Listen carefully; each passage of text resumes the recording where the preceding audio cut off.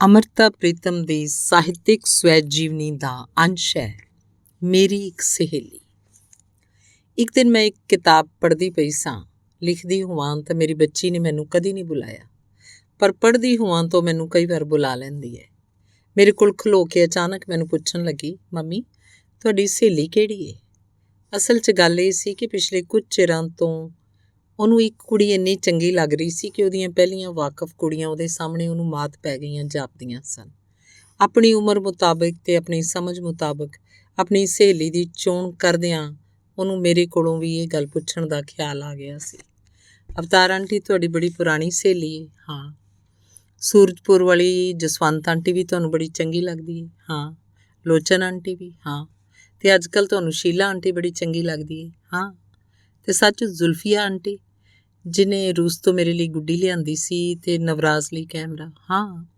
ਪਰ ਮੰਮੀ ਇਹਨਾਂ ਵਿੱਚੋਂ ਤੁਹਾਡੀ ਬਹੁਤੀ ਸਹੇਲੀ ਕਿਹੜੀ ਹੈ? ਸਾਰੀਆਂ? ਨਹੀਂ ਮੰਮੀ, ਤੁਸੀਂ ਮੈਨੂੰ ਟਾਲਦੇ ਪਏ ਹੋ। ਅਤੇ ਸਾਰੀਆਂ ਨਹੀਂ ਕਹਿੰਦੀ, ਪਰ ਇਹ ਸਹੇਲੀ ਹੋਰ ਏ, ਇੱਕ ਸਹੇਲੀ ਹੋਰ ਏ, ਉਹਦਾ ਤੈਨੂੰ ਨਹੀਂ ਪਤਾ। ਅਤੇ ਉਹ ਮੈਨੂੰ ਕੁਝ ਪੁੱਛਣ ਦੀ ਥਾਵੇਂ ਸੋਚਣ ਲੱਗ ਪਈ। ਇਹ ਮੈਨੂੰ ਪਤਾ ਨਹੀਂ ਉਹਨੇ ਕਿਸ ਤਰ੍ਹਾਂ ਸੋਚਿਆ, ਪਰ ਸੋਚ ਲਿਆ। ਆਖਣ ਲੱਗੀ, ਬੜੀ ਦੂਰ ਰਹਿੰਦੀ ਹੈ? ਹਾਂ। ਤੁਸੀਂ ਵੇਖੀ ਨਹੀਂ ਹੋਈ? ਨਹੀਂ, ਮੈਨੂੰ ਪਤਾ ਲੱਗਿਆ। ਕੌਣ? ਤੁਸੀਂ ਇਸ ਵੇਲੇ ਉਹਦੇ ਨਾਲ ਗੱਲਾਂ ਕਰਦੇ ਪਏ ਹੋ। ਗੱਲਾਂ? ਤੁਸੀਂ ਉਹਦੀ ਕਿਤਾਬ ਪੜ੍ਹਦੇ ਪਏ ਹੋ, ਇਹਦਾ ਮਤਲਬ ਹੈ ਉਹਦੇ ਨਾਲ ਗੱਲਾਂ ਕਰਦੇ ਪਏ ਹੋ। ਬਲਾਈ ਐਨ ਰੈਂਡ, ਬੱਚੀ ਨੇ ਆਖਿਆ ਅਤੇ ਹੱਸਦੀ ਹੱਸਦੀ ਆਪਣੇ ਕਮਰੇ 'ਚ ਚਲੀ ਗਈ। ਮੇਰੀ ਬੱਚੀ ਮੈਨੂੰ ਦਿਨੇ ਰਾਤ ਵੇਖਦੀ ਹੈ, ਜਾਣਦੀ ਹੈ, ਇਸ ਲਈ ਉਹ ਇਹ ਗੱਲ ਬੁੱਝ ਸਕਦੀ ਸੀ। ਪਰ ਆਪਣੇ ਪਾਠਕਾਂ ਨੂੰ ਇਹ ਗੱਲ ਦੱਸਣ ਲਈ ਮੈਨੂੰ ਐਨ ਰੈਂਡ ਬਾਰੇ ਕੁਝ ਦੱਸਣਾ ਪਏਗਾ। ਐਨ ਰੈਂਡ ਦੇ ਮੂੰਹ 'ਤੇ ਇੱਕ ਜਲਾਲ ਹੈ। ਐਨ ਰੈਂਡ ਦੀ ਕਲਮ 'ਚ ਇੱਕ ਜਲਾਲ ਹੈ, ਖਿਆਲਾਂ ਦਾ ਅਤੇ ਸੋਚਾਂ ਦਾ। ਜਿਹੜਾ ਪੱਧਰ ਉਹਨੂੰ ਇਹ ਜਲਾਲ ਦਿੰਦਾ ਹੈ, ਇਹ ਮੈਂ ਆਪਣੇ ਮੂੰਹੋਂ ਨਹੀਂ, ਉਹਦੇ ਮੂੰਹੋਂ ਤੁਹਾਨੂੰ ਦੱਸਦੀ ਹਾਂ। ਮੈਨੂੰ ਅਕਸਰ ਪੁੱਛਿਆ ਜਾਂਦਾ ਹੈ ਕਿ ਮੂਲ ਤੌਰ ਉੱਤੇ ਨਾਵਲਕਾਰ ਹਾਂ ਕਿ ਫਿਲਾਸਫਰ। ਮੇਰਾ ਜਵਾਬ ਹੈ ਦੋਵੇਂ। ਕੁਝ ਹੱਦ ਤੱਕ ਹਰ ਨਾਵਲਕਾਰ ਇੱਕ ਫਿਲਾਸਫੀ ਹੁੰਦਾ ਹੈ, ਕਿਉਂਕਿ ਕੋਈ ਆਪਣੀ ਗੱਲ ਨੂੰ ਬਿਨਾਂ ਕਿਸੇ ਫਲਸਫੇ ਦੇ ਪੇਸ਼ ਨਹੀਂ ਕਰ ਸਕਦਾ। ਸਿਰਫ ਇਹ ਉਹਦੀ ਚੋਣ ਹੁੰਦੀ ਹੈ ਕਿ ਉਹਦਾ ਫਲਸਫਾ ਪ੍ਰਤੱਖ ਹੋਵੇ ਕਿ ਗੁੱਝਾ, ਅਤੇ ਉਹ ਆਪਣੇ ਫਲਸਫੇ ਨੂੰ ਚੇਤਨ ਤੌਰ ਉੱਤੇ ਕਹਿ ਰਿਹਾ ਹੋਵੇ ਜਾਂ ਅਚੇਤਨ ਤੌਰ ਉੱਤੇ। ਇੱਥੇ ਅੱਗੋਂ ਵੀ ਦੋ ਰਸਤੇ ਹੈ। ਇੱਕ ਕਿਸੇ ਮੌਜੂਦਾ ਫਲਸਫੇ ਨੂੰ ਕੋਈ ਜਾਤੀ ਵਿਉਂਤ ਦੇਣੀ, ਅਤੇ ਦੂਜਾ ਇੱਕ ਅਸਲੋਂ ਆਪਣਾ ਦਾਰਸ਼ਨਿਕ ਚੌਖਟਾ ਕੱਢਣਾ। ਮੈਂ ਇਹ ਦੂਸਰਾ ਰਾਹ ਚੁਣਿਆ। ਇਹ ਕਿਸੇ ਨਾਵਲਕਾਰ ਲਈ ਜ਼ਰੂਰੀ ਨਹੀਂ ਹੁੰਦਾ, ਪਰ ਮੈਂ ਇਹੀ ਚੁਣ ਸਕਦੀ ਸਾਂ ਕਿਉਂਕਿ ਇਨਸਾਨ ਅਤੇ ਉਹਦੀ ਹੋਂਦ ਬਾਰੇ ਅੱਜ ਤੱਕ ਹੋਂਦ ਚਾਹੇ ਬਹੁਤ ਸਾਰੇ ਸਿਧਾਂਤਾਂ ਨਾਲ ਮੇਰਾ ਮਤਭੇਦ ਹੈ। ਇਸ ਲਈ ਇਹਨੂੰ ਨਿਖੇੜਨ ਲਈ ਅਤੇ ਬਿਆਨਣ ਲਈ ਮੈਂ ਪਹਿਲਾਂ ਇੱਕ ਫਿਲਾਸਫੀ ਬਣੀ ਹਾਂ ਅਤੇ ਫਿਰ ਨਾਵਲਕਾਰ। ਮੈਂ ਆਪਣੇ ਫਲਸਫੇ ਦਾ ਨਾਂ ਯਥਾਰਥਵਾਦ ਚੁਣਿਆ। ਜਦੋਂ ਕੋਈ ਇੱਕ ਬੰਦਾ, ਇੱਕ ਵਪਾਰਕ ਸੰਸਥਾ ਜਾਂ ਇੱਕ ਸਾਰਾ ਸਮਾਜ ਦਿਵਾਲੀਆ ਹੋਣ 'ਤੇ ਆਉਂਦਾ ਹੈ, ਉਸ ਵੇਲੇ ਉਹਦੇ ਸਾਹਮਣੇ ਦੋ ਰਸਤੇ ਹੁੰਦੇ ਹੈ। ਇੱਕ ਕਿ ਉਹ ਹਾਲਾਤ ਦੀ ਅਸਲੀਅਤ ਤੋਂ ਕਤਰਾ ਜਾਏ, ਉਹਨੂੰ ਹੱਥ ਪੈਰ ਪੈ ਜਾਣ, ਉਹ ਸਾਹਮਣੇ ਵੇਖਣ ਦਾ ਜੇਰਾ ਨਾ ਕਰ ਸਕੇ, ਚਾਹੇ ਕਿ ਉਹਨੂੰ ਕੋਈ ਵੀ ਅਸਲੀਅਤ ਤੋਂ ਜਾਣੂ ਨਾ ਕਰਾਏ, ਅਤੇ ਇੱਕ ਅੰਨੀ ਉਮੀਦ ਬੰਨ੍ਹ ਲਏ ਕਿ ਕੋਈ ਚੀਜ਼ ਕਿਸੇ ਤਰ੍ਹਾਂ ਉਹਨੂੰ ਬਚਾ ਲਏਗੀ, ਅਤੇ ਜਾਂ ਉਹ ਹਾਲਾਤ ਨੂੰ ਸਮਝੇ, ਆਪਣੇ ਗੁੱਝੇ ਲਹਿਣਿਆਂ ਨੂੰ ਲੱਭੇ ਅਤੇ ਸਭ ਕੁਝ ਨਵੇਂ ਸਿਰਿਓਂ ਉਸਾਰੇ। ਅਤੇ ਸਾਡੇ ਦੇਸ਼ ਨੇ ਪਹਿਲਾ ਰਾਹ ਚੁਣਿਆ। ਲੋਕਾਂ ਦੀ ਭੁਸੜੀ ਆਵਾਜ਼ ਅਤੇ ਉਹਨਾਂ ਦੀ ਬਹੀ ਕ੍ਰਿਜਣ ਅਤੇ ਉਹਨਾਂ ਦੀ ਜੁਰਮੀ ਚਲਾਕੀ ਉਸ ਨੰਗੇ ਬਾਦਸ਼ਾਹ ਦੇ ਦਰਬਾਰੀਆਂ ਵਰਗੀ ਹੈ, ਜਿਹੜੇ ਦਾਅਵਾ ਕਰਦੇ ਸਨ ਕਿ ਉਹ ਬਾਦਸ਼ਾਹ ਦੇ ਗਲ ਵਿੱਚ ਪਏ ਹੋਏ ਕੱਪੜੇ ਵੇਖ ਸਕਦੇ ਸਨ। ਉਹਨਾਂ ਸਾਰਿਆਂ ਨੂੰ ਕਿਸੇ ਨੇ ਇਹ ਯਕੀਨ ਦਿਵਾ ਦਿੱਤਾ ਸੀ ਕਿ ਜਿਹਨੂੰ ਉਹ ਕੱਪੜੇ ਨਹੀਂ ਦਿਸਣਗੇ, ਉਹਦੇ ਵਿੱਚ ਕੋਈ ਆਚਰਨਿਕ ਘਾਟ ਹੋਏਗੀ। ਅਤੇ ਮੈਂ ਉਸ ਕਹਾਣੀ ਵਿੱਚ ਉਹ ਬੱਚਾ ਜਿਹਨੇ ਉੱਚੀ ਸਾਰੀ ਕਹਿ ਦਿੱਤਾ ਸੀ ਕਿ ਬਾਦਸ਼ਾਹ ਨੰਗਾ ਹੈ। ਸਾਡਾ ਦੇਸ਼ ਸੱਭਿਅਕ ਤੌਰ ਉੱਤੇ ਦਿਵਾਲੀਆ ਹੈ। ਤਵਾਰੀਖ ਨੂੰ ਕਿਸੇ ਥਾਂ ਵੀ ਫੋੜ ਲਓ, ਉਸ ਵੇਲੇ ਦੀ ਸੱਭਿਅਤਾ ਉਸ ਵੇਲੇ ਦੇ ਪ੍ਰਧਾਨ ਫਲਸਫੇ ਤੋਂ ਜਾਣੀ ਜਾਂਦੀ ਹੈ, ਅਤੇ ਇਖਲਾਕ ਵਿੱਚ, ਰਾਜਨੀਤੀ ਵਿੱਚ, ਆਰਥਿਕ ਦਸ਼ਾ ਵਿੱਚ ਅਤੇ ਹੁਨਰ ਵਿੱਚ ਵਿਚਰਦੀ ਬੌਧਿਕ ਜ਼ਿੰਦਗੀ ਤੋਂ ਉਹਦੀ ਸੱਭਿਅਤਾ ਪਛਾਣੀ ਜਾਂਦੀ ਹੈ। ਬੌਧਿਕ ਲੋਕ ਇੱਕ ਸੱਭਿਅਤਾ ਦੀ ਆਵਾਜ਼ ਹੁੰਦੇ ਹਨ, ਇਸ ਲਈ ਉਹਦੇ ਆਗੂ ਹੁੰਦੇ ਹਨ, ਉਹਦੇ ਪੂਰਕ ਹੁੰਦੇ ਹਨ ਅਤੇ ਉਹਦੇ ਰਾਖੇ ਹੁੰਦੇ ਹਨ। ਸਾਡੇ ਦੇਸ਼ ਦੀ ਬੌਧਿਕ ਅਗਵਾਈ ਨਿੱਘਰ ਗਈ ਹੈ। ਉਹਦੀਆਂ ਖੂਬੀਆਂ, ਉਹਦੀਆਂ ਕੀਮਤਾਂ ਅਤੇ ਉਹਦੀ ਅਥਾਹ ਸਮਰੱਥਾ ਖਿੰਡ ਗਈ ਹੈ। ਇੱਕ ਅੰਨੇ ਭੋਰੇ 'ਚ ਪਈ ਹੋਈ ਹੈ ਅਤੇ ਇੰਝ ਹੀ ਅਫਲ ਪਈ ਰਹੇਗੀ ਜੇ ਇਹਨੂੰ ਕੋਈ ਬੌਧਿਕ ਆਵਾਜ਼ ਨਾ ਮਿਲੀ। ਸਾਧਨਾਂ ਵਸੀਲਿਆਂ ਦੇ ਖਾਤਮੇ ਵਾਲੀ ਹਾਲਤ ਨੂੰ ਦਿਵਾਲੀਆਪਨ ਆਖਿਆ ਜਾਂਦਾ ਹੈ। ਸਾਡੀ ਸੱਭਿਅਤਾ ਦੇ ਮੌਜੂਦਾ ਰਾਖਿਆਂ ਨੇ ਸਾਨੂੰ ਕਿਹੜੀਆਂ ਬੌਧਿਕ ਕੀਮਤਾਂ ਜਾਂ ਵਸੀਲੇ ਦਿੱਤੇ ਹੈ। ਸਾਡੀ ਫਿਲਾਸਫੀ ਆਖਦੀ ਹੈ ਕਿ ਮਨੁੱਖ ਦਾ ਦਿਲ ਦਿਮਾਗ ਨਿਪੁੰਸਕ ਹੈ, ਯਥਾਰਥ ਜਾਣਿਆ ਨਹੀਂ ਜਾ ਸਕਦਾ। ਗਿਆਨ ਭੁਲੇਖਾ ਹੈ ਤੇ ਕਾਰਨ ਇੱਕ ਵਹਿਮ ਹੈ। ਸਾਡਾ ਮਨੋਵਿਗਿਆਨ ਆਖਦਾ ਹੈ ਕਿ ਮਨੁੱਖ ਇੱਕ ਅਸਲੋਂ ਹੱਥਲ ਕਠਪੁਤਲੀ ਹੈ। ਉਹਦੇ ਵੱਸੋਂ ਬਾਹਰਲੀਆਂ ਤਾਕਤਾਂ ਦੇ ਹੱਥ ਉਹਦਾ ਫੈਸਲਾ ਹੈ। ਉਹ ਜਮਾਂਦਰੂ ਵਿਗਾੜ ਉੱਤੇ ਆਸ਼ਰਿਤ ਹੈ ਤੇ ਸਾਡੇ ਸਾਹਿਤ ਵਿੱਚ ਕਾਤਿਲ ਪਾਤਰਾਂ ਦੀ ਕਤਾਰ ਬੱਝੀ ਹੋਈ ਹੈ। ਝੱਲੇ, ਨਸ਼ਈ, ਮਾਨਸਿਕ ਰੋਗੀ ਪ੍ਰਧਾਨ ਪਾਤਰ ਹਨ ਤੇ ਅਸਾਂ ਉਹਨਾਂ ਵਿੱਚੋਂ ਆਪਣੇ ਆਪ ਨੂੰ ਪਛਾਣਨਾ ਹੈ। ਅਸੀਂ ਹਰ ਇੱਕ ਚੀਜ਼ ਨੂੰ ਪਿਆਰ ਕਰਨਾ ਹੈ, ਜੇ ਨਹੀਂ ਤਾਂ ਸਿਰਫ ਕਿਸੇ ਖੂਬੀ ਨੂੰ ਤੇ ਕਿਸੇ ਪ੍ਰਤਿਭਾ ਨੂੰ ਪਿਆਰ ਨਹੀਂ ਕਰਨਾ। ਅਸੀਂ ਹਰ ਚੀਜ਼ ਨੂੰ ਮਾਫ਼ ਕਰਨਾ ਹੈ, ਜੇ ਨਹੀਂ ਤਾਂ ਸਿਰਫ ਕਿਸੇ ਵੱਡਿੱਤਣ ਨੂੰ ਤੇ ਕਿਸੇ ਮਹਾਨਤਾ ਨੂੰ ਮਾਫ਼ ਨਹੀਂ ਕਰਨਾ। ਗੁਨਾਹ ਦੇ, ਖੌਫ ਦੇ, ਉਪਰਾਮਤਾ ਦੇ ਤੇ ਅਕੇਵੇਂ ਦੇ ਮਾਹੌਲ ਵਿੱਚ ਇਹ ਜੋ ਝਈਆਂ ਲੈਂਦੀ ਬੇਵਿਸ਼ਵਾਸੀ, ਕ੍ਰਿਜਣ ਤੇ ਕੱਟਣ, ਅਨਾਸਤਿਕਤਾ ਤੇ ਸ਼ੇਖੀ ਖੋਰੀ, ਸਵੈ ਨਿਕਦਰੀ ਦਿਸਦੀ ਹੈ। ਜੇ ਮਨੁੱਖੀ ਵਸੀਲਿਆਂ ਦੇ ਖਾਤਮੇ ਵਾਲੀ ਹਾਲਤ ਨਹੀਂ ਤਾਂ ਹੋਰ ਕੀ ਹੈ। ਕੋਈ ਸੱਭਿਅਤਾ ਖਿਆਲਾਂ ਦੇ ਲਗਾਤਾਰ ਪ੍ਰਵਾਹ ਬਿਨਾਂ ਜਿਉਂਦੀ ਨਹੀਂ ਰਹਿ ਸਕਦੀ। ਕੋਈ ਮੁਲਕ ਆਪਣੇ ਬੌਧਿਕ ਮਨੁੱਖਾਂ ਤੋਂ ਦੇ ਬਿਨਾਂ ਇਸ ਤਰ੍ਹਾਂ ਹੀ ਹੁੰਦਾ ਹੈ ਜਿਵੇਂ ਕਿਸੇ ਦਾ ਧੜ ਹੋਵੇ ਪਰ ਉਹਦਾ ਸਿਰ ਕੋਈ ਨਾ ਹੋਵੇ। ਮਨੁੱਖੀ ਤਵਾਰੀਖ ਦਾ ਇੱਕ ਦੁਖਾਂਤ ਮਜ਼ਾਕ ਹੈ। ਮੇਰੇ ਇੱਕ ਨਾਵਲ ਦਾ ਪਾਤਰ ਆਖਦਾ ਹੈ ਕਿ ਮਨੁੱਖਾਂ ਨੇ ਜਿੰਨੀਆਂ ਵੀ ਕੁਰਬਾਨ ਗਾਹਾਂ ਉਸਾਰੀਆਂ, ਉੱਥੇ ਮਨੁੱਖ ਦੀ ਬਲ ਦਿੱਤੀ ਗਈ ਤੇ ਪਸ਼ੂ ਨੂੰ ਉਸ ਅਸਥਾਨ ਉੱਤੇ ਬਿਰਾਜਿਆ ਗਿਆ। ਮਨੁੱਖ ਦੀ ਨਹੀਂ, ਪਸ਼ੂ ਦੀਆਂ ਸਿਫਤਾਂ ਨੂੰ ਪੂਜਿਆ ਗਿਆ।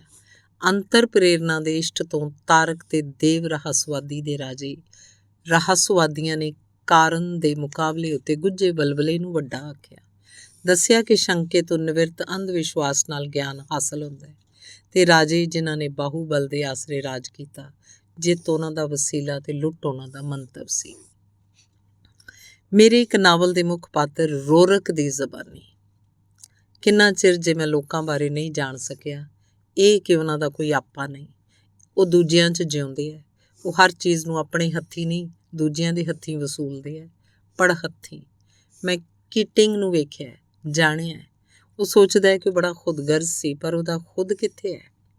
ਜੋ ਕੁਝ ਪਾਣਾ ਉਹਦਾ ਮੰਤਵ ਸੀ, ਉਹ ਸੀ ਮਹਾਨਤਾ, ਪਰ ਦੂਜਿਆਂ ਦੀਆਂ ਅੱਖਾਂ 'ਚ ਸ਼ੋਹਰਤ, ਪ੍ਰਸ਼ੰਸਾ, ਈਰਖਾ, ਇਹ ਸਭ ਕੁਝ ਜੋ ਦੂਜਿਆਂ ਕੋਲੋਂ ਮਿਲੇ, ਦੂਸਰੇ ਉਹਦੀਆਂ ਕੀਮਤਾਂ ਮਿੱਥਣ। ਉਹ ਮਹਾਨ ਬਣਨਾ ਨਹੀਂ ਸੀ ਚਾਹੁੰਦਾ, ਦਿਸਣਾ ਚਾਹੁੰਦਾ ਸੀ। ਉਹ ਸਭ ਕੁਝ ਉਧਾਰ ਲੈਂਦਾ ਸੀ, ਉਹ ਇੱਕ ਪ੍ਰਭਾਵ ਪਾ ਸਕੇ। ਇਹ ਅਸਲ ਵਿੱਚ ਖੁਦਹੀਣਤਾ ਹੈ, ਪਰ ਸਾਰੇ ਇਹਨੂੰ ਖੁਦਗਰਜ਼ੀ ਆਖਦੇ ਆ। ਇੰਜ ਦਾ ਆਦਮੀ ਸਵੈ ਕਦਰ ਬਾਹਰੋਂ ਢੂੰਡਦਾ ਪੜ ਹੱਥੀਂ, ਤੇ ਜਿਹੜੀ ਹਾਸਿਲਤਾ ਉਹਨੇ ਆਪਣੀ ਨਹੀਂ, ਉਹਦਾ ਇਤਬਾਰ ਮੰਗਦਾ ਹੈ। ਤੇ ਇੰਜ ਉਹ ਨਿਗੂਣਿਆਂ, ਨਿਮਾਣਿਆਂ ਤੇ ਹੀਣਿਆਂ ਨਾਲ ਇਸ ਲਈ ਜੁੜਿਆ ਰਹਿੰਦਾ ਕਿ ਉਹ ਕਿਸੇ ਵੱਡਿੱਤਣ ਦਾ ਭੁਲੇਖਾ ਖਾ ਸਕੇ। ਇਹਨਾਂ ਲੋਕਾਂ ਦਾ ਤੱਥ ਨਾਲ, ਖਿਆਲਾਂ ਨਾਲ, ਕੰਮ ਨਾਲ ਕੋਈ ਵਾਸਤਾ ਨਹੀਂ ਹੁੰਦਾ। ਇਹਨਾਂ ਦਾ ਵਾਸਤਾ ਸਿਰਫ ਲੋਕਾਂ ਨਾਲ ਹੁੰਦਾ ਹੈ। ਇਹ ਕਦੇ ਨਹੀਂ ਪੁੱਛਦੇ ਕਿ ਇਹ ਠੀਕ ਹੈ, ਇਹ ਹਮੇਸ਼ਾ ਪੁੱਛਦੇ ਹਨ ਕਿ ਇਹਨੂੰ ਲੋਕ ਠੀਕ ਆਖਦੇ ਹਨ। ਇਹ ਬਣਾਉਂਦੇ ਕੁਛ ਨਹੀਂ, ਸਿਰਫ ਦੁਹਰਾਉਂਦੇ ਹਨ। ਕਿਰਤ ਨਹੀਂ, ਸਿਰਫ ਦਿੱਖ। ਕਾਬਲੀਅਤ ਨਹੀਂ, ਸਿਰਫ ਸਿਫਾਰਿਸ਼। ਯੋਗਤਾ ਨਹੀਂ, ਸਿਰਫ ਖਿੱਚ ਧਰੂ। ਜਿਵੇਂ ਕੋਈ ਬਗਾਨੇ ਦਿਮਾਗ ਨਾਲ ਸੋਚਣਾ ਚਾਹੇ ਤੇ ਬਗਾਨੇ ਹੱਥਾਂ ਨਾਲ ਸਾਜਣਾ ਚਾਹੇ। ਲੋਕ ਜਿਨ੍ਹਾਂ ਦਾ ਨਿੱਜ ਕੋਈ ਨਾ, ਗੱਲ ਜਿਹਦਾ ਤਰਕ ਕੋਈ ਨਾ, ਹਰਕਤ ਜਿਹਦਾ ਬੰਨ ਕੋਈ ਨਾ, ਤਾਕਤ ਜਿਹਦੀ ਜ਼ਿੰਮੇਵਾਰੀ ਕੋਈ ਨਾ। ਇਹ ਲੋਕ ਜੋ ਕੁਝ ਕਹਿੰਦੇ ਨੇ ਉਹਦਾ ਮੁੱਢ ਹਰ ਬੰਦੇ 'ਚ ਖਿੰਡਿਆ ਹੋਇਆ ਹੁੰਦਾ ਹੈ। ਇੰਜ ਇਹ ਸਭ ਥਾਵੇਂ ਹੁੰਦਾ ਤੇ ਕਿਤੇ ਵੀ ਨਹੀਂ ਹੁੰਦਾ। ਇਹ ਲੋਕ ਹਰ ਚੀਜ਼ ਨੂੰ ਕਬੂਲ ਸਕਦੇ ਆ, ਸਿਰਫ ਉਸ ਇਨਸਾਨ ਨੂੰ ਨਹੀਂ ਕਬੂਲ ਸਕਦੇ ਜਿਹਦੇ 'ਚ ਇਕੱਲਿਆਂ ਖਲੋਣ ਦੀ ਯੋਗਤਾ ਹੋਵੇ। ਇਹ ਉਹਨੂੰ ਝੱਟ ਪਹਿਚਾਣ ਜਾਂਦੇ ਆ। ਇਹਨਾਂ ਵਿੱਚ ਉਹਦੇ ਲਈ ਅੰਦਰੋਂ ਅੰਦਰੀ ਇੱਕ ਨਫ਼ਰਤ ਰਚੀ ਹੋਈ ਹੁੰਦੀ ਹੈ, ਹੱਡੀ ਰਚੀ ਹੋਈ ਨਫ਼ਰਤ। ਇਹ ਮੁਜਰਮਾਂ ਨੂੰ ਮਾਫ਼ ਕਰ ਸਕਦੇ ਆ, ਇਹ ਹਾਕਮਾਂ ਨੂੰ ਸਲਾਹ ਸਕਦੇ ਆ। ਜੁਰਮ ਵਿੱਚ ਤੇ ਤਸ਼ੱਦਦ ਵਿੱਚ ਇੱਕ ਰਿਸ਼ਤਾ ਹੁੰਦਾ ਹੈ। ਇਹਨਾਂ ਨੂੰ ਇੱਕ ਦੂਜੇ ਦਾ ਆਸਰਾ ਹੁੰਦਾ ਹੈ, ਇਸ ਲਈ ਇਹਨਾਂ ਨੂੰ ਇਸ ਰਿਸ਼ਤੇ ਦੀ ਲੋੜ ਹੁੰਦੀ ਹੈ। ਆਪਣੀ ਛੋਟੀ ਸ਼ਖਸੀਅਤ ਨੂੰ ਇਹ ਹਰ ਕਿਸੇ ਉੱਤੇ ਲੱਦਣਾ ਚਾਹੁੰਦੇ ਹੈ, ਪਰ ਇੱਕ ਸੁਤੰਤਰ ਇਨਸਾਨ ਉੱਤੇ ਕੁਝ ਨਹੀਂ ਲੱਦ ਸਕਦੇ। ਇਸ ਲਈ ਉਹਦੇ ਵਾਸਤੇ ਇਹਨਾਂ ਦੇ ਅੰਦਰ ਇੱਕ ਖੁਣਸ ਹੁੰਦੀ ਹੈ, ਇੱਕ ਖੋਰੀ ਰੋਸ ਹੁੰਦਾ ਹੈ। ਇਹਨਾਂ ਦੀ ਸਾਰੀ ਜੂਝ ਇੱਕ ਮਾਨਤਾ ਵਾਸਤੇ ਹੁੰਦੀ ਹੈ। ਇਹ ਕਬੂਲੇ ਜਾਣ ਦੀ ਇੱਕ ਮੋਹਰ ਲਵਾਉਣਾ ਚਾਹੁੰਦੇ ਹੈ। ਇਹ ਖੁਸ਼ੀ ਲੱਭਦੇ ਹੈ, ਪਰ ਉਹ ਕਿਤੇ ਲੱਭਦੀ ਨਹੀਂ, ਕਿਉਂਕਿ ਖੁਸ਼ੀ ਦੀ ਹਰ ਸ਼ਕਲ ਅਸਲੋਂ ਨਿੱਜੀ ਹੁੰਦੀ ਹੈ। ਇਹਨਾਂ ਦੀ ਹਰ ਚੀਜ਼ ਦੂਜਿਆਂ ਕੋਲ ਗਿਰਵੀ ਪਈ ਹੁੰਦੀ ਹੈ। ਮੈਂ ਜੋ ਲੋਕਾਂ 'ਚ ਇੱਕ ਖਾਸ ਚੀਜ਼ ਢੂੰਡਦਾ, ਉਹ ਹੈ ਉਹਨਾਂ ਦਾ ਸਵੈ ਨਿਰਭਰ ਆਪਾ। ਮੇਰੇ ਨਾਵਲ ਦੇ ਇੱਕ ਹੋਰ ਪਾਤਰ ਟੂਹੇ ਦੀ ਜ਼ਬਾਨੀ। ਮੈਂ ਹਮੇਸ਼ਾ ਤੁਹਾਨੂੰ ਦੱਸਿਆ, ਬੜਾ ਸਪਸ਼ਟ ਦੱਸਿਆ, ਪਰ ਇਹਦੇ 'ਚ ਮੇਰਾ ਕੀ ਕਸੂਰ ਜੋ ਤੁਸੀਂ ਨਹੀਂ ਸੁਣਿਆ। ਤੁਸੀਂ ਸੁਣ ਸਕਦੇ ਸੀ, ਪਰ ਤੁਸੀਂ ਸੁਣਨਾ ਨਹੀਂ ਚਾਹਿਆ। ਮੈਂ ਕਈ ਵਾਰ ਦੱਸ ਚੁੱਕਾ ਕਿ ਮੈਂ ਹਕੂਮਤ ਕਰਨਾ ਚਾਹੁੰਦਾ, ਆਪਣੇ ਸਾਰੇ ਆਤਮਕ ਵਡੇਰਿਆਂ ਵਾਂਗ ਹਕੂਮਤ ਕਰਨਾ ਚਾਹੁੰਦਾ। ਉਹਨਾਂ ਨਾਲੋਂ ਜ਼ਿਆਦਾ ਖੁਸ਼ ਨਸੀਬ ਹਾਂ ਕਿਉਂਕਿ ਮੈਂ ਉਹਨਾਂ ਦੀਆਂ ਮਿਹਨਤਾਂ ਦਾ ਫਲ ਚੱਖ ਸਕਦਾ। ਆਪਣੇ ਆਲੇ ਦੁਆਲੇ ਮੈਂ ਜੋ ਕੁਝ ਵੇਖਦਾ ਉਹਨੂੰ ਪਛਾਣਦਾ। ਇਹ ਮੇਰੀ ਪਸੰਦ ਨਹੀਂ, ਇਹਨੂੰ ਪਸੰਦ ਕਰਨਾ ਮੇਰੀ ਆਸ ਵੀ ਨਹੀਂ। ਖੁਸ਼ੀ ਮੇਰੀ ਕਿਸਮਤ ਨਹੀਂ, ਪਰ ਮੇਰੀ ਕਾਬਲੀਅਤ ਜਿੰਨੀ ਕੁ ਇਜਾਜ਼ਤ ਦਿੰਦੀ ਹੈ ਮੈਂ ਇੱਕ ਤਸੱਲੀ ਜ਼ਰੂਰ ਲੱਭ ਲਵਾਂਗਾ। ਮੈਂ ਹਕੂਮਤ ਕਰਾਂਗਾ। ਕਿਸੇ ਇੱਕ ਮਨੁੱਖ ਦੀ ਆਤਮਾ ਉੱਤੇ ਹਕੂਮਤ ਕਰਨ ਦੀ ਜੇ ਤੁਸੀਂ ਜਾਂਚ ਸਿੱਖ ਲਓ ਤਾਂ ਸਭਨਾਂ ਮਨੁੱਖਾਂ ਬਾਰੇ ਤੁਹਾਨੂੰ ਇਹ ਜਾਂਚ ਆ ਜਾਏਗੀ। ਮੈਨੂੰ ਕੋਈ ਚਾਬਕ ਤਲਵਾਰ ਜਾਂ ਬੰਦੂਕ ਨਹੀਂ ਚਾਹੀਦੀ। ਸੀਜ਼ਰ ਤੇ ਨੈਪੋਲੀਅਨ ਬਹੁਤਾ ਚਿਰ ਨਹੀਂ ਹੰਢ ਸਕੇ, ਪਰ ਅਸੀਂ ਹੰਢਾਂਗੇ। ਕਿਸੇ ਵੀ ਆਤਮਾ ਉੱਤੇ ਕਦੀ ਕਿਸੇ ਦਾ ਰਾਜ ਨਹੀਂ ਹੋ ਸਕਦਾ। ਇਸ ਲਈ ਸਭ ਤੋਂ ਪਹਿਲੀ ਗੱਲ ਇਹ ਸਿੱਖਣੀ ਚਾਹੀਦੀ ਹੈ ਕਿ ਆਤਮਾ ਨੂੰ ਤੋੜਿਆ ਜਾਏ। ਆਤਮਾ ਦੀ ਇੱਕ ਪੱਚਰ ਲਾ ਲਓ, ਆਪਣੀਆਂ ਉਂਗਲਾਂ ਉਹਦੇ 'ਚ ਘੁਸੇੜ ਦਿਓ ਤੇ ਉਹ ਬੰਦਾ ਤੁਹਾਡੇ ਵੱਸ 'ਚ ਹੋ ਜਾਏਗਾ। ਤੁਹਾਨੂੰ ਹੱਥ 'ਚ ਚਾਬਕ ਫੜਨ ਦੀ ਲੋੜ ਨਹੀਂ, ਉਹ ਆਪੇ ਚਾਬਕ ਲਿਆ ਕੇ ਤੁਹਾਡੇ ਹੱਥ 'ਚ ਫੜਾ ਦੇਵੇਗਾ। ਬੜੇ ਢੰਗ ਹਨ। ਇੱਕ ਇਹ ਕਿ ਮਨੁੱਖ ਨੂੰ ਆਪਣੀਆਂ ਨਜ਼ਰਾਂ 'ਚ ਛੋਟਾ ਬਣਾ ਦਿਓ, ਹੀਣਾ। ਉਹਨੂੰ ਅਹਿਸਾਸ ਦਵਾ ਦਿਓ ਕਿ ਉਹ ਗੁਨਾਹਗਾਰ ਹੈ। ਉਹਦੀ ਪੂਰਨਤਾ ਨਾਲੋਂ ਕੋਈ ਖਰੇਪੜ ਲਾ ਦਿਓ। ਇਹਨੂੰ ਬਾਹਰੋਂ ਹੀ ਨਹੀਂ ਕਿਤੋਂ ਅੰਦਰੋਂ ਵੀ ਤੋੜਨਾ ਹੋਏਗਾ। ਉਹਨੂੰ ਸਿਖਾ ਦਿਓ ਕਿ ਉਹਨੂੰ ਆਪਣੇ ਲਈ ਨਹੀਂ ਦੂਜਿਆਂ ਲਈ ਜਿਉਣਾ ਚਾਹੀਦਾ ਹੈ। ਪਰਉਪਕਾਰ ਸਭ ਦਾ ਵੱਡਾ ਆਦਰਸ਼ ਹੈ। ਇੰਜ ਕਦੇ ਕਿਸੇ ਨੇ ਕੁਝ ਨਹੀਂ ਪਾਇਆ ਤੇ ਨਾ ਕੋਈ ਪਾਏਗਾ। ਉਹਦੇ ਅੰਦਰ ਕੁਝ ਤੜਪੇਗਾ, ਚਿল্ਲਾਏਗਾ ਤੇ ਆਖਰ ਉਹਨੂੰ ਆਪਣੀ ਯੋਗਤਾ ਦਾ ਯਕੀਨ ਹੋ ਜਾਏਗਾ ਤੇ ਇੰਜ ਉਹਦੇ 'ਚ ਹੌਲੀ ਹੌਲੀ ਗੁਨਾਹੀ ਹੋਣ ਦਾ ਅਹਿਸਾਸ ਆ ਜਾਏਗਾ ਤੇ ਜੋ ਕੁਝ ਉਹ ਆਪ ਨਹੀਂ ਪਾ ਸਕਿਆ ਦੂਜਿਆਂ ਨੂੰ ਵੀ ਸਿਖਾਏਗਾ ਕਿ ਉਹ ਕੁਝ ਕਦੇ ਨਹੀਂ ਪਾਇਆ ਜਾ ਸਕਦਾ। ਸਭ ਕੁਝ ਅਪਹੁੰਚ ਹੋ ਜਾਏਗਾ। ਉਹਦੀ ਆਤਮਾ ਆਪਣੀ ਕਦਰ ਗਵਾ ਲਏਗੀ ਤੇ ਉਹ ਤੁਹਾਡੀ ਦਾਸਤਾਂ ਕਬੂਲ ਲਏਗਾ। ਇੱਕ ਹੋਰ ਢੰਗ ਵੀ ਹੈ ਕਿ ਉਹਨੂੰ ਉਹਦੀਆਂ ਕਦਰਾਂ ਕੀਮਤਾਂ ਦੀ ਸੋਝੀ ਭੁਲਾ ਦਿਓ। ਮਹਾਨਤਾ ਨੂੰ ਪਛਾਣਨ ਦੀ ਸੂਝ ਨਾ ਰਹਿਣ ਦਿਓ। ਮਹਾਨ ਲੋਕਾਂ ਉੱਤੇ ਹਕੂਮਤ ਨਹੀਂ ਹੋ ਸਕਦੀ, ਇਸ ਲਈ ਮਹਾਨ ਲੋਕ ਹੀ ਨਾ ਰਹਿਣ ਦਿਓ। ਮਹਾਨਤਾ ਤੇ ਸੰਕਲਪ ਤੋਂ ਪ੍ਰਤੱਖ ਇਨਕਾਰੀ ਨਾ ਹੋਵੋ। ਉਹਨੂੰ ਕਿਤੋਂ ਅੰਦਰੋਂ ਦੀ ਭੰਨੋ। ਮਹਾਨਤਾ ਬੜੀ ਟਾਵੀਂ ਚੀਜ਼ ਹੈ, ਪਰ ਤੁਸੀਂ ਹਾਸਿਲਤਾ ਦੇ ਉਹ ਮਿਆਰ ਰੱਖੋ ਜਿਹੜੇ ਸਾਰਿਆਂ ਦੀ ਪਹੁੰਚ ਵਿੱਚ ਆ ਸਕਣ। ਤੇ ਫਿਰ ਇੱਕ ਹੋਰ ਢੰਗ ਵੀ ਵਰਤਿਆ ਜਾ ਸਕਦਾ ਹੈ। ਹਾਸਾ ਇਨਸਾਨੀ ਖੁਸ਼ੀ ਦਾ ਇੱਕ ਹਥਿਆਰ ਹੈ। ਉਹਨੂੰ ਵਰਤਣਾ ਸਿੱਖੋ। ਕੁਝ ਉਸਾਰਨ ਵਾਸਤੇ ਨਹੀਂ, ਕੁਝ ਢਾਉਣ ਵਾਸਤੇ ਇਹਨੂੰ ਵਰਤਣਾ ਸਿੱਖੋ। ਇਹ ਸਟਿਚਕਰ ਬਣਾ ਕੇ ਵਰਤੋ। ਹਰ ਚੀਜ਼ ਉੱਤੇ ਹੱਸਣ ਦੀ ਜਾਂਚ ਦੱਸੋ। ਲੋਕਾਂ ਨੂੰ ਸਿਖਾ ਦਿਓ ਕਿ ਹਾਸ ਰਸ ਸੰਤਾਂ ਦੀ ਖੂਬੀ ਹੁੰਦਾ ਹੈ। ਵਿਨੋਦ ਵਿਲਾਸ ਸੰਤਾਂ ਦਾ ਗੁਣ ਹੁੰਦਾ। ਇਸ ਹੀ ਨਾਲ ਸਭਨਾਂ ਚੀਜ਼ਾਂ ਦਾ ਅਦਬ ਗਵਾਚ ਜਾਏਗਾ। ਸਭਨਾਂ ਚੀਜ਼ਾਂ ਦੀ ਕਦਰ ਗਵਾਚ ਜਾਏਗੀ। ਤੇ ਇੱਕ ਹੋਰ ਢੰਗ ਹੈ, ਸਭ ਤੋਂ ਜ਼ਰੂਰੀ, ਮਨੁੱਖ ਵਾਸਤੇ ਖੁਸ਼ੀ ਵਰਜਿਤ ਕਰ ਦਿਓ। ਖੁਸ਼ ਲੋਕਾਂ ਕੋਲ ਤੁਹਾਡੇ ਜੋਗਾ ਵਕਤ ਨਹੀਂ ਹੁੰਦਾ।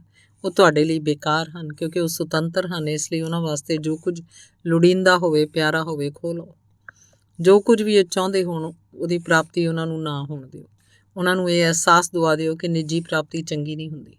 ਪ੍ਰਾਪਤੀ ਉਹਨਾਂ ਨੂੰ ਆਪਣਾ ਹੱਕ ਨਾ ਜਾਪੇ, ਬਲਕਿ ਇੱਕ ਸ਼ਰਮਿੰਦਗੀ ਜਾਪੇ। ਫਿਰ ਉਹਨਾਂ ਨਾ ਖੁਸ਼ ਲੋਕਾਂ ਨੂੰ ਹਮੇਸ਼ਾ ਤੁਹਾਡੀ ਲੋੜ ਜਾਪੇਗੀ।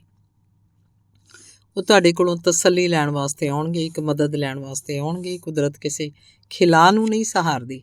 ਆਤਮਾ ਦੀ ਸੱਖਣ ਨੂੰ ਭਰਨ ਲਈ ਉਹ ਤੁਹਾਡੇ ਹਵਾਲੇ ਹੋ ਜਾਣਗੇ। ਇਹ ਬੜਾ ਪ੍ਰਾਚੀਨ ਢੰਗ ਹੈ। ਜ਼ਾਤੀ ਖੁਸ਼ੀ ਦੀ ਕੁਰਬਾਨੀ ਹਮੇਸ਼ਾ ਸਿਖਾਈ ਜਾਂਦੀ ਰਹੀ ਹੈ। ਕੁਰਬਾਨੀ, ਤਿਆਗ, ਸਵੈ ਇਨਕਾਰ। ਅਸੀਂ ਹਰ ਖੁਸ਼ੀ ਨੂੰ ਗੁਨਾਹ ਨਾਲ ਜੋੜ ਦਿੱਤਾ ਹੈ। ਇੰਜ ਅਸਾਂ ਮਨੁੱਖ ਜ਼ਾਤ ਦੀ ਸ਼ਾਹਰਾਗ ਉੱਤੇ ਆਪਣਾ ਹੱਥ ਰੱਖ ਲਿਆ। ਠੀਕ ਹੈ, ਸਾਨੂੰ ਇਹ ਕਹਿਣਾ ਪੈਂਦਾ ਹੈ ਕਿ ਛੋਟੀਆਂ ਖੁਸ਼ੀਆਂ ਨੂੰ ਜਦੋਂ ਤੁਸੀਂ ਗਵਾ ਲਓਗੇ ਤੁਸੀਂ ਕਿਸੇ ਵਡੇਰੀ ਖੁਸ਼ੀ ਨੂੰ ਪ੍ਰਾਪਤ ਕਰ ਸਕੋਗੇ। ਪਰ ਵਡੇਰੀ ਖੁਸ਼ੀ ਬਾਰੇ ਕੁਝ ਸਪਸ਼ਟ ਆਖਣ ਦੀ ਕੋਈ ਲੋੜ ਨਹੀਂ। ਸਿਰਫ ਵੱਡੇ ਤੇ ਅਸਪਸ਼ਟ ਲਫ਼ਜ਼ਾਂ ਨੂੰ ਵਰਤਣਾ ਚਾਹੀਦਾ ਹੈ।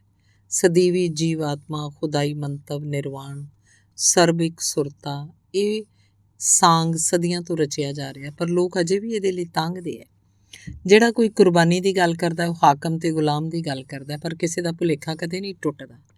ਜੇ ਕੋਈ ਤੁਹਾਡੀ ਨਿੱਜੀ ਪ੍ਰਾਪਤੀ ਦੀ ਗੱਲ ਕਰੇ, ਤੁਹਾਡੀ ਨਿੱਜੀ ਖੁਸ਼ੀ ਦੀ, ਤੁਸੀਂ ਉਹਨੂੰ ਖੁਦ ਪ੍ਰਸਤ ਆਖਦੇ ਛੰਡ ਦਿੰਦੇ ਹੋ। ਇਸ ਲਈ ਸਦੀਆਂ ਤਾਣੀ ਉਹਨਾਂ ਨੂੰ ਕੋਈ ਖਤਰਾ ਨਹੀਂ ਜਿਹੜੇ ਤੁਹਾਡੀ ਆਤਮਾ ਉੱਤੇ ਰਾਜ ਕਰਨਾ ਚਾਹੁੰਦੇ ਹੈ। ਇੰਜ ਮਨੁੱਖ ਕਿੱਥੇ ਪਹੁੰਚੇਗਾ ਮੈਂ ਦੱਸਦਾ। ਮਨੁੱਖ ਆਗਿਆਪਾਲ ਬਣੇਗਾ। ਇੱਕ ਦੁਨੀਆ ਬਣੇਗੀ ਜਿੱਥੇ ਕਿਸੇ ਮਨੁੱਖ ਦਾ ਕੋਈ ਖਿਆਲ ਉਹਦਾ ਆਪਣਾ ਨਹੀਂ ਹੋਏਗਾ। ਉਹ ਸਿਰਫ ਦੂਜੇ ਸਾਥੀ ਮਨੁੱਖ ਦੇ ਖਿਆਲ ਦਾ ਕਿਆਸ ਲਾਏਗਾ। ਦੂਜਾ ਸਾਥੀ ਮਨੁੱਖ ਜਿਹਦਾ ਆਪਣਾ ਕੋਈ ਖਿਆਲ ਨਹੀਂ ਹੋਏਗਾ ਤੀਜੇ ਸਾਥੀ ਮਨੁੱਖ ਦੇ ਖਿਆਲ ਦਾ ਅੰਦਾਜ਼ਾ ਲਾਏਗਾ। ਤੀਜਾ ਮਨੁੱਖ ਇੰਜ ਇੱਕ ਤਰਤੀਬ ਬਣਦੀ ਤੁਰੀ ਜਾਏਗੀ। ਸਾਰੇ ਸਾਰਿਆਂ ਨਾਲ ਸਹਿਮਤ ਹੋਣਗੇ। ਕਿਸੇ ਮਨੁੱਖ ਦੀ ਕੋਈ ਜ਼ਾਤੀ ਚਾਹ ਨਹੀਂ ਹੋਏਗੀ। ਇੱਕ ਮਨੁੱਖ ਦੂਜੇ ਮਨੁੱਖ ਦੀ ਚਾਹ ਪੂਰਨਾ ਚਾਹੇਗਾ ਤੇ ਦੂਜਾ ਮਨੁੱਖ ਜਿਹਦੀ ਆਪਣੀ ਕੋਈ ਚਾਹ ਨਹੀਂ ਹੋਏਗੀ ਤੀਜੇ ਮਨੁੱਖ ਦੀ ਚਾਹ ਪੂਰਨਾ ਚਾਹੇਗਾ। ਤੀਜਾ ਮਨੁੱਖ ਤੇ ਇੰਜ ਇੱਕ ਤਰਤੀਬ ਬਣਦੀ ਤੁਰੀ ਜਾਏਗੀ। ਸਾਰੇ ਸਾਰਿਆਂ ਦਾ ਦਾਸ ਹੋਣਗੇ। ਕੋਈ ਵੀ ਕਿਸੇ ਜ਼ਾਤੀ ਪ੍ਰਾਪਤੀ ਲਈ ਕੰਮ ਨਹੀਂ ਕਰੇਗਾ। ਇੱਕ ਬੇਸਿਰੇ ਜਿੰਨ ਲਈ ਕੰਮ ਕਰੇਗਾ, ਇੱਕ ਮਾਨਤਾ ਲਈ, ਸਾਥੀਆਂ ਦੀ ਪ੍ਰਵਾਨਗੀ ਲਈ, ਉਹਨਾਂ ਦੀ ਚੰਗੀ ਰਾਏ ਲਈ, ਉਹਨਾਂ ਮਨੁੱਖਾਂ ਦੀ ਰਾਏ ਲਈ ਜਿਨ੍ਹਾਂ ਦੀ ਆਪਣੀ ਕੋਈ ਰਾਏ ਨਹੀਂ ਹੁੰਦੀ। ਮੈਂ ਲੋਕਾਂ ਦੇ ਸਰਬ ਸਾਂਝੇ ਭਲੇ ਵਾਸਤੇ ਵਿਖਿਆਨ ਦਿੰਦਾ, ਭਵਿੱਖ ਦੀ ਉਸ ਦੁਨੀਆ ਵਾਸਤੇ ਜਿੱਥੇ ਕੋਈ ਵੀ ਆਪਣੇ ਲਈ ਨਹੀਂ ਜੀਏਗਾ, ਹਰ ਕੋਈ ਹਰ ਕਿਸੇ ਵਾਸਤੇ ਜੀਏਗਾ, ਹਰ ਕੋਈ ਹਰ ਕਿਸੇ ਲਈ ਕੁਰਬਾਨੀ ਕਰੇਗਾ ਤੇ ਹਾਸਲ ਕਿਸੇ ਨੂੰ ਕੁਝ ਨਹੀਂ ਹੋਏਗਾ। ਸਭਨਾਂ ਖਲੋਤੇ ਪਾਣੀਆਂ 'ਚ ਬਰਾਬਰੀ ਹੁੰਦੀ ਹੈ, ਪੂਰਨ ਬਰਾਬਰੀ। ਰਲ ਕੇ ਕੰਮ ਕਰਨਾ, ਰਲ ਕੇ ਸੋਚਣਾ, ਰਲ ਕੇ ਮਹਿਸੂਸ ਕਰਨਾ, ਜਥੇਬੰਦ ਹੋਣਾ, ਸਹਿਮਤ ਹੋਣਾ ਤੇ ਹੁਕਮ ਮੰਨਣਾ। ਰੋਮਨ ਬਾਦਸ਼ਾਹ ਨੇ ਇੱਕ ਵਾਰ ਆਖਿਆ ਸੀ ਕਿ ਕਾਸ਼ ਸਾਰੀ ਮਨੁੱਖ ਜ਼ਾਤ ਦੀ ਇੱਕੋ ਗਰਦਨ ਹੁੰਦੀ ਤਾਂ ਕਿ ਮੈਂ ਤਲਵਾਰ ਦੇ ਇੱਕੋ ਵਾਰ ਨਾਲ ਉਹ ਗਰਦਨ ਲਾ ਸਕਦਾ। ਲੋਕ ਉਹਦੇ ਉੱਤੇ ਹੱਸੇ ਸੀ, ਪਰ ਅਸੀਂ ਉਹਦੀ ਚਾਹ ਨੂੰ ਪੂਰਿਆਂ ਕਰ ਰਹੇ ਹਾਂ। ਅਸੀਂ ਲੋਕਾਂ ਨੂੰ ਇੰਝ ਰਲਣਾ ਸਿਖਾਤਾ ਕਿ ਉਹਨਾਂ ਦੀ ਗਰਦਨ ਸਾਂਝੀ ਹੋ ਰਹੀ ਹੈ, ਇੱਕੋ ਗਰਦਨ ਬਣਦੀ ਜਾ ਰਹੀ ਹੈ। ਮੇਰੇ ਇੱਕ ਹੋਰ ਨਾਵਲ ਦੇ ਇੱਕ ਪਾਤਰ ਫਰਾਂਸਿਸਕੋ ਦੀ ਜ਼ੁਬਾਨੀ। ਲੋਕ ਸੋਚਦੇ ਹਨ ਕਿ ਸੈਕਸ ਨਿਰੀ ਸਰੀਰਕ ਲੋੜ ਹੈ ਤੇ ਇਹਦਾ ਮਨੁੱਖ ਦੇ ਦਿਲ ਦਿਮਾਗ ਨਾਲ ਕੋਈ ਵਾਸਤਾ ਨਹੀਂ, ਨਾ ਹੀ ਇਹਦਾ ਮਨੁੱਖ ਦੀਆਂ ਕਦਰਾਂ ਕੀਮਤਾਂ ਨਾਲ ਕੋਈ ਵਾਸਤਾ ਹੈ। ਤੁਸੀਂ ਮੈਨੂੰ ਜੇ ਕਿਸੇ ਆਦਮੀ ਬਾਰੇ ਦੱਸੋ ਕਿ ਕਿਹੜੀਆਂ ਚੀਜ਼ਾਂ ਉਹਨੂੰ ਖਿੱਚ ਪਾਉਂਦੀਆਂ ਤਾਂ ਮੈਂ ਉਹਦੀ ਜ਼ਿੰਦਗੀ ਦੀ ਸਾਰੀ ਫਿਲਾਸਫੀ ਦੱਸ ਸਕਦਾ। ਤੁਸੀਂ ਮੈਨੂੰ ਉਹ ਔਰਤ ਵਿਖਾ ਦਿਓ ਜਿਹਦੇ ਨਾਲ ਉਸ ਆਦਮੀ ਦਾ ਸਰੀਰਕ ਸੰਬੰਧ ਹੋਵੇ ਤਾਂ ਮੈਂ ਤੁਹਾਨੂੰ ਉਸ ਆਦਮੀ ਦੀ ਸਵੈ ਕਦਰ ਬਾਰੇ ਦੱਸ ਸਕਦਾ। ਨਿਰਸਵਾਰਥ ਬਾਰੇ ਭਾਵੇਂ ਕਿਸੇ ਆਦਮੀ ਦੀਆਂ ਕੀਮਤਾਂ ਕਿੰਨੀਆਂ ਵੀ ਉਲਾਰ ਕਿਉਂ ਨਾ ਹੋਣ, ਪਰ ਸੈਕਸ ਦੀ ਲੋੜ ਅਸਲੋਂ ਨਿੱਜੀ ਹੁੰਦੀ ਹੈ, ਅਸਲੋਂ ਸਵਾਰਥੀ। ਤੁਸੀਂ ਇਹਨੂੰ ਤਰਸ ਦੀ ਸ਼ਕਲ 'ਚ ਜਾਂ ਦਾਨ ਦੀ ਸ਼ਕਲ 'ਚ ਨਹੀਂ ਚਿਤਵ ਸਕਦੇ। ਇਹਦੇ 'ਚ ਚਾਹੇ ਜਾਣ ਦੀ ਤੇ ਉਸ ਚਾਹ ਦੇ ਕਾਬਲ ਹੋਣ ਦੀ ਇੱਕ ਤਸੱਲੀ ਹੁੰਦੀ ਹੈ। ਇਸ ਲਈ ਆਦਮੀ ਹਮੇਸ਼ਾ ਉਸ ਔਰਤ ਲਈ ਖਿੱਚ ਮਹਿਸੂਸ ਕਰਦਾ ਹੈ ਜਿਹਦੇ 'ਚ ਉਹਨੂੰ ਆਪਣੇ ਅਸਲੀ ਦਾ ਪਰਛਾਵਾਂ ਦਿਸਦਾ ਹੋਵੇ। ਆਦਮੀ ਆਪਣੀ ਕਦਰ ਨੂੰ ਬਾਹਰੋਂ ਲੱਭਣ ਵਾਸਤੇ ਕਿਸੇ ਔਰਤ ਦੀ ਚੋਣ ਨਹੀਂ ਕਰਦਾ, ਸੋ ਆਪਣੀ ਕਦਰ ਨੂੰ ਬਿਆਨਣ ਵਾਸਤੇ ਕਿਸੇ ਦੀ ਚੋਣ ਕਰਦਾ ਹੈ। ਉਹਦੇ ਸਰੀਰ ਦੀ ਲੋੜ 'ਚ ਉਹਦੇ ਦਿਲ ਦਿਮਾਗ ਦੇ ਮਿਆਰ 'ਚ ਕੋਈ ਵਿਰੋਧ ਨਹੀਂ ਹੁੰਦਾ। ਜਿਹੜੇ ਆਦਮੀ ਨੂੰ ਆਪਣੀ ਅਯੋਗਤਾ ਦਾ ਨਿਸ਼ਚਾ ਹੋਵੇ ਉਹ ਸਿਰਫ ਉਸੇ ਔਰਤ ਲਈ ਖਿੱਚ ਰੱਖਦਾ ਹੈ ਜਿਹਨੂੰ ਉਹ ਹਕਾਰਤ ਨਾਲ ਵੇਖਦਾ ਹੋਵੇ, ਕਿਉਂਕਿ ਸਿਰਫ ਉਹੀ ਔਰਤ ਉਹਦੇ ਸਵੈ ਦਾ ਹਾਣ ਹੁੰਦੀ ਹੈ। ਉਹੀ ਔਰਤ ਕੁਝ ਦੇਰ ਲਈ ਉਹਨੂੰ ਬਨਾਵਟ ਦੇ ਭਾਰ ਤੋਂ ਸੁਰਖਰੂ ਕਰ ਸਕਦੀ ਹੈ। ਮੁਹੱਬਤ ਸਾਡੀਆਂ ਕੀਮਤਾਂ ਦਾ ਹੁੰਗਾਰਾ ਹੁੰਦੀ ਹੈ। ਕੋਈ ਮਨੁੱਖ ਆਪਣੀਆਂ ਕਦਰਾਂ ਨੂੰ ਵਿਗਾੜ ਕੇ ਵੇਖੇ, ਆਖੇ ਕਿ ਮੁਹੱਬਤ ਸਵੈ ਪ੍ਰਸੰਨਤਾ ਨਹੀਂ, ਸਵੈ ਇਨਕਾਰ ਹੈ, ਖੂਬੀ ਬਾਣ 'ਚ ਨਹੀਂ ਹੁੰਦੀ, ਤਰਸ 'ਚ ਹੁੰਦੀ ਹੈ, ਪੀੜ 'ਚ ਹੁੰਦੀ ਹੈ, ਕੁਰਬਾਨੀ 'ਚ ਹੁੰਦੀ ਹੈ। ਵੱਡੀ ਮੁਹੱਬਤ ਕਦਰਾਂ 'ਚੋਂ ਪੈਦਾ ਨਹੀਂ ਹੁੰਦੀ, ਖਰਾਇਤ 'ਚੋਂ ਪੈਦਾ ਹੁੰਦੀ ਹੈ। ਇਹ ਤੁਹਾਡੀਆਂ ਕੀਮਤਾਂ ਦਾ ਹੁੰਗਾਰਾ ਨਹੀਂ ਹੁੰਦੀ, ਇਹ ਤੁਹਾਡੀਆਂ ਕੂਣਾਂ ਕਸਰਾਂ ਦਾ ਜਵਾਬ ਹੁੰਦੀ ਹੈ। ਤੇ ਉਹ ਮਨੁੱਖ ਦੋ ਟੋਟਿਆਂ 'ਚ ਟੁੱਟ ਜਾਏਗਾ ਜਿਹਦਾ ਉਹਦਾ ਜਿਸਮ ਉਹਦਾ ਕਹਿਣਾ ਮੰਨਣ ਤੋਂ ਇਨਕਾਰੀ ਹੋ ਜਾਏਗਾ। ਤੇ ਜਿਹੜੀ ਔਰਤ ਦਾ ਉਹ ਸਤਿਕਾਰ ਕਰਦਾ ਹੋਵੇ ਉਹਦੇ ਜਿਸਮ ਨੂੰ ਛੋਹਣਾ ਉਹਦੇ ਲਈ ਸੰਭਵ ਨਹੀਂ ਰਹੇਗਾ। ਇੰਝ ਸੈਕਸ ਉਹਨੂੰ ਗੁਨਾਹ ਜਾਪਣ ਲੱਗ ਪਏਗਾ ਤੇ ਉਹ ਸੱਚੀ ਮੁਹੱਬਤ ਨੂੰ ਸਿਰਫ ਆਤਮਾ ਦੀ ਚੀਜ਼ ਸਮਝਣ ਲੱਗ ਪਏਗਾ। ਤੇ ਫਿਰ ਉਹ ਹਮੇਸ਼ਾ ਹੈਰਾਨ ਹੁੰਦਾ ਰਹੇਗਾ ਕਿ ਮੁਹੱਬਤ ਉਹਨੂੰ ਹੋਰ ਕੁਝ ਕਿਉਂ ਨਹੀਂ ਦਿੰਦੀ, ਸਿਰਫ ਅਕੇਵਾਂ ਦਿੰਦੀ ਹੈ, ਤੇ ਸੈਕਸ ਹੋਰ ਕੁਝ ਨਹੀਂ ਦਿੰਦਾ, ਸਿਰਫ ਸ਼ਰਮਿੰਦਗੀ ਦਿੰਦਾ ਹੈ। ਮੇਰੇ ਨਾਵਲ ਦੇ ਇੱਕ ਹੋਰ ਪਾਤਰ ਰਿਚਰਡ ਹੈਲੇ ਦੀ ਜ਼ੁਬਾਨੀ। ਮੇਰਾ ਇਸ ਗੱਲ ਨਾਲ ਕੋਈ ਵਾਸਤਾ ਨਹੀਂ ਕਿ ਕੋਈ ਮੇਰੇ ਹੁਨਰ ਤੋਂ ਕਿਸ ਤਰ੍ਹਾਂ ਸੁਆਦ ਲੈਂਦਾ ਹੈ ਜਾਂ ਜਜ਼ਬਾਤੀ ਤੌਰ 'ਤੇ ਕਿਵੇਂ ਝੂਣਿਆ ਜਾਂਦਾ ਹੈ। ਮੇਰਾ ਵਾਸਤਾ ਸਿਰਫ ਇਸ ਗੱਲ ਨਾਲ ਹੈ ਕਿ ਕੋਈ ਕਿਵੇਂ ਉਹਨੂੰ ਸਮਝਦਾ ਹੈ। ਸਿਰਫ ਉਹ ਸੁਆਦ ਮੈਨੂੰ ਤਸੱਲੀ ਦੇ ਸਕਦਾ ਹੈ ਜਿਹਦਾ ਸੋਮਾ ਸੂਝ ਹੋਵੇ, ਕੀਮਤਾਂ ਦੇ ਜਿਹੜੇ ਪੱਧਰ 'ਤੇ ਖਲੋ ਕੇ ਕੁਝ ਰਚਿਆ ਜਾਏ। ਜੇ ਕੋਈ ਕੀਮਤਾਂ ਦੇ ਉਸੇ ਪੱਧਰ ਤੋਂ ਉਸ ਰਚਨਾ ਨੂੰ ਪਰਖਣ ਦੇ ਕਾਬਲ ਹੋਵੇ। ਮੈਂ ਆਪਣੀ ਕਿਰਤ ਤੋਂ ਕੋਈ ਭੁਲੇਖਾ ਨਹੀਂ ਖਾਂਦਾ, ਨਾ ਉਹਦੇ ਤੋਂ ਮਿਲਣ ਵਾਲੇ ਹੁੰਗਾਰੇ ਤੋਂ। ਮੈਂ ਦੋਹਾਂ ਦੀ ਕਦਰ ਪਛਾਣਦਾ। ਮੈਨੂੰ ਉਹ ਤਾਰੀਫ ਨਹੀਂ ਚਾਹੀਦੀ ਜਿਹੜੀ ਅਕਾਰਨ ਹੋਵੇ, ਜਜ਼ਬਾਤੀ ਹੋਵੇ, ਅੰਨ੍ਹੇਵਾਹ ਹੋਵੇ। ਮੈਨੂੰ ਕਿਸੇ ਰੂਪ ਵਿੱਚ ਵੀ ਕਿਸੇ ਦੀਆਂ ਬੰਦ ਅੱਖਾਂ ਨਹੀਂ ਚਾਹੀਦੀਆਂ, ਕਿਉਂਕਿ ਮੇਰੇ ਕੋਲ ਵਿਖਾਉਣ ਵਾਸਤੇ ਬੜਾ ਕੁਝ ਹੈ। ਨਾ ਹੀ ਕਿਸੇ ਦੇ ਬੰਦ ਕੰਨ ਚਾਹੀਦੇ, ਕਿਉਂਕਿ ਮੇਰੇ ਕੋਲ ਰਹਿਣ ਵਾਸਤੇ ਬੜਾ ਕੁਝ ਹੈ। ਮੈਂ ਉਹਨਾਂ ਕਲਾਕਾਰਾਂ ਦੀ ਗੱਲ ਕਰਦਾ ਜਿਨ੍ਹਾਂ ਕੋਲ ਵੱਡੀਆਂ ਦਲੇਰੀਆਂ ਹੁੰਦੀਆਂ, ਜਿਨ੍ਹਾਂ ਨੂੰ ਸੱਚ ਦੀ ਤਲਾਸ਼ ਹੁੰਦੀ ਹੈ, ਉਹਨਾਂ ਦੀ ਨਹੀਂ ਜਿਹੜੇ ਆਪਣੀ ਦੀਵਾਨਗੀ ਦਾ ਵਿਖਾਲਾ ਪਾਉਂਦੇ ਹੈ। ਉਹਨਾਂ ਨੂੰ ਭੁੱਲਿਆਂ ਚੁੱਕਿਆਂ ਵੀ ਇਹ ਖਿਆਲ ਨਹੀਂ ਹੁੰਦਾ ਕਿ ਉਹਨਾਂ ਦੀ ਕਿਰਤ ਕੀ ਹੈ, ਉਹਦੇ ਅਰਥ ਕੀ ਹੈ। ਉਹ ਜਿਵੇਂ ਗੁੱਝੇ ਭੇਤਾਂ ਨੂੰ ਚੁੱਕਣ ਵਾਲਾ ਕੋਈ ਟਾਂਗਾ ਜਾਂ ਰੇੜਾ ਹੁੰਦੇ ਹੈ। ਉਹਨਾਂ ਨੂੰ ਇਹ ਉੱਕਾ ਪਤਾ ਨਹੀਂ ਹੁੰਦਾ ਕਿ ਉਹ ਕਿਵੇਂ ਕੁਝ ਰਚਦੇ ਹੈ, ਕਿਉਂ ਰਚਦੇ ਹੈ। ਉਹਨਾਂ ਦੀ ਕਿਰਤ ਸ਼ਰਾਬੀ ਦੀ ਉਲਟੀ ਵਾਂਗ ਆਪ ਮੁਹਾਰੇ ਹੋ ਜਾਂਦੀ ਹੈ। ਉਹਨਾਂ ਨੂੰ ਅਸਲੋਂ ਪਤਾ ਨਹੀਂ ਹੁੰਦਾ ਕਿ ਹੁਨਰ ਦਾ ਇੱਕ ਟੋਟਾ ਰਚਣ ਵਾਸਤੇ ਕਿਹੋ ਜਿਹਾ ਸੰਜਮ, ਕਿਹੋ ਜਿਹਾ ਯਤਨ, ਸੋਚਾਂ ਦੀ ਕਿਹੋ ਜਿਹੀ ਤੀਖਣਤਾ ਤੇ ਸੋਚਾਂ ਦੀ ਸਪਸ਼ਟਤਾ ਦਾ ਕਿਹੋ ਜਿਹਾ ਬਲ ਚਾਹੀਦਾ ਹੈ। ਮੇਰੇ ਨਾਵਲ ਦੇ ਇੱਕ ਹੋਰ ਪਾਤਰ ਜੌਨ ਗਾਲਟ ਦੀ ਜ਼ੁਬਾਨੀ। ਤੁਹਾਡੇ ਖਿਆਲ 'ਚ ਕਿਸੇ ਦੀ ਖੂਬੀ ਕਿਸੇ ਦੀ ਕੁਰਬਾਨੀ ਉੱਤੇ ਆਸ਼ਰਿਤ ਹੁੰਦੀ ਹੈ, ਇਸ ਲਈ ਤੁਸੀਂ ਹਰ ਔਖ ਵੇਲੇ ਕੁਰਬਾਨੀ ਦੀ ਮੰਗ ਕਰਦੇ ਹੋ। ਇੰਝ ਕਰਦਿਆਂ ਕਰਦਿਆਂ ਤੁਸੀਂ ਤਰਸ ਵਾਸਤੇ ਇਨਸਾਫ ਨੂੰ ਕੁਰਬਾਨ ਕਰ ਦਿੱਤਾ, ਏਕਤਾ ਵਾਸਤੇ ਮਨੁੱਖ ਦੀ ਸੁਤੰਤਰਤਾ ਨੂੰ ਕੁਰਬਾਨ ਕਰ ਦਿੱਤਾ, ਵਿਸ਼ਵਾਸ ਵਾਸਤੇ ਕਾਰਨ ਨੂੰ ਕੁਰਬਾਨ ਕਰ ਦਿੱਤਾ, ਲੋੜ ਵਾਸਤੇ ਦੌਲਤ ਨੂੰ ਕੁਰਬਾਨ ਕਰ ਦਿੱਤਾ, ਸਵੈ ਇਨਕਾਰ ਲਈ ਸਵੈ ਕਦਰ ਨੂੰ ਕੁਰਬਾਨ ਕਰ ਦਿੱਤਾ ਤੇ ਤੁਸੀਂ ਫਰਜ਼ ਵਾਸਤੇ ਖੁਸ਼ੀ ਨੂੰ ਕੁਰਬਾਨ ਕਰ ਦਿੱਤਾ। ਹੁਣ ਤੁਸੀਂ ਰੂਪੋਂ ਕੁਰੂਪ ਹੋਈ ਦੁਨੀਆ ਦੀ ਸ਼ਕਲ ਤੋਂ ਕਿਉਂ ਹੈਰਾਨ ਹੋ? ਜਿਨ੍ਹਾਂ ਚੀਜ਼ਾਂ ਨੂੰ ਤੁਸੀਂ ਗੁਨਾਹ ਸਮਝਿਆ, ਇਹ ਦੁਨੀਆ ਉਹਨਾਂ ਚੀਜ਼ਾਂ ਦੀ ਉਪਜ ਨਹੀਂ, ਬਲਕਿ ਜਿਨ੍ਹਾਂ ਚੀਜ਼ਾਂ ਨੂੰ ਤੁਸੀਂ ਗੁਣ ਸਮਝਿਆ, ਇਹ ਦੁਨੀਆ ਤੁਹਾਡੇ ਉਹਨਾਂ ਗੁਣਾਂ ਦੀ ਉਪਜ ਹੈ। ਇਹ ਤੁਹਾਡੇ ਇਖਲਾਕੀ ਆਦਰਸ਼ਾਂ ਦੀ ਨਿਰੂਪਣਤ ਹੈ। ਹੁਣ ਜਾਂ ਤੁਸੀਂ ਇਸੇ ਦੁਨੀਆ ਨੂੰ ਕਬੂਲ ਲਓ ਤੇ ਜਾਂ ਇਹ ਸਮਝ ਲਓ ਕਿ ਸੂਝ ਦਾ ਵਿਰੋਧ ਜ਼ਿੰਦਗੀ ਦਾ ਵਿਰੋਧ ਹੁੰਦਾ ਹੈ। ਕਾਰਨ ਇੱਕ ਆਪ ਮੁਹਾਰਾ ਅਮਲ ਨਹੀਂ, ਸੋਚ ਇੱਕ ਮਸ਼ੀਨੀ ਕਾਰਜ ਨਹੀਂ। ਪੇਟ ਦਾ ਤੇ ਫੇਫੜਿਆਂ ਦਾ ਅਮਲ ਆਪ ਮੁਹਾਰਾ ਹੈ, ਪਰ ਤੁਹਾਡੇ ਦਿਮਾਗ ਦਾ ਅਮਲ ਨਹੀਂ। ਤੁਹਾਡੇ ਸੰਕਲਪ ਦੀ ਚੇਤਨਤਾ ਤੁਹਾਡੇ ਵਰਤਾਅ ਦਾ ਆਪ ਮੁਹਾਰਾ ਰੌਂ ਨਹੀਂ। ਇਹਦੇ ਕਾਰਜ ਨੂੰ ਸੇਧ ਦੇਣ ਵਾਸਤੇ ਤੁਹਾਡੇ ਕੋਲ ਕਦਰਾਂ ਤੇ ਕੀਮਤਾਂ ਚਾਹੀਦੀਆਂ ਹਨ। ਜਿਉਣ ਦੀ ਚਾਹ ਤੁਹਾਨੂੰ ਉਹ ਲੋੜੀਂਦਾ ਗਿਆਨ ਨਹੀਂ ਦਿੰਦੀ ਜੋ ਜਿਉਣ ਵਾਸਤੇ ਚਾਹੀਦਾ ਹੈ, ਤੇ ਨਾਲੇ ਜਿਉਣ ਲਈ ਚਾਹ ਰੱਖਣਾ ਤੁਹਾਡੇ ਖਿਆਲ ਵਿੱਚ ਤੁਹਾਡਾ ਗੁਣ ਨਹੀਂ। ਮੌਤ ਦਾ ਡਰ ਜ਼ਿੰਦਗੀ ਦੇ ਪਿਆਰ ਦਾ ਸੂਚਕ ਨਹੀਂ ਹੁੰਦਾ, ਪਰ ਜੇ ਕੋਈ ਜ਼ਿੰਦਗੀ ਨਾਲ ਪਿਆਰ ਕਰੇ, ਜਿਉਣਾ ਚਾਹੇ ਤਾਂ ਉਹਨੂੰ ਇਹਦਾ ਅਮਲ ਸੂਝ 'ਚੋਂ ਲੱਭਣਾ ਪਏਗਾ। ਕੁਦਰਤ ਮਨੁੱਖ ਨੂੰ ਜਿਉਣ ਲਈ ਮਜਬੂਰ ਨਹੀਂ ਕਰਦੀ। ਮਨੁੱਖ ਨੂੰ ਯਥਾਰਥੀ ਆਖਿਆ ਜਾਂਦਾ ਹੈ, ਵਿਚਾਰਵਾਨ, ਤਰਕਸ਼ੀਲ। ਪਰ ਤਰਕਸ਼ੀਲ ਹੋਣਾ ਜਾਂ ਨਾ ਹੋਣਾ ਉਹਦੀ ਆਪਣੀ ਚੋਣ ਹੈ। ਮਨੁੱਖ ਦੀ ਜ਼ਿੰਦਗੀ ਉਹਦੀਆਂ ਕੀਮਤਾਂ ਦੇ ਮਿਆਰ ਦੇ ਮੁਤਾਬਕ ਹੁੰਦੀ ਹੈ। ਮਨੁੱਖ ਦੀ ਜ਼ਿੰਦਗੀ ਸੋਚੋਂ ਸਖਣੇ ਉਜੱਡ ਦੀ ਜ਼ਿੰਦਗੀ ਨਹੀਂ ਹੁੰਦੀ, ਨਾ ਲੁਟੇਰੇ ਝੋਟੇ ਦੀ ਜ਼ਿੰਦਗੀ ਤੇ ਨਾ ਕਿਸੇ ਬਾਵਾਂ ਕਰਦੇ ਰਮਜ਼ੀ ਦੀ ਜ਼ਿੰਦਗੀ। ਇਹ ਸਿਰਫ ਸੋਚਵਾਨ ਦੀ ਜ਼ਿੰਦਗੀ ਹੈ। ਇਹ ਨਾ ਬਾਹੂਬਲ ਦੇ ਆਸਰੇ ਪਾਈ ਜਾ ਸਕਦੀ ਹੈ, ਨਾ ਛਲ ਫਰੇਬ ਨਾਲ।